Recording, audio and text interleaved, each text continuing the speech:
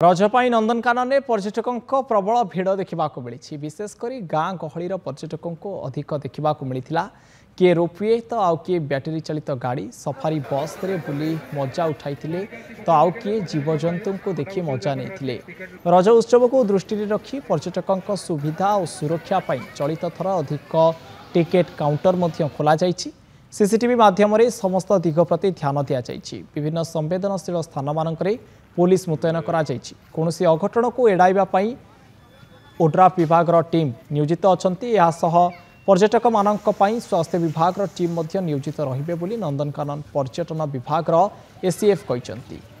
पूर्व वर्ष अपेक्षा चलित वर्ष रज 3 दिन में 85,000 पर्यटकों आगमन हो कर्तृपक्ष आशा रखिंट गोटे प्रोजेक्ट सब वर्ष नुआ वर्ष जनवरी 26 रज पर्व को ओड्राफ टीम की डाकती कौन सी विपर्य हेले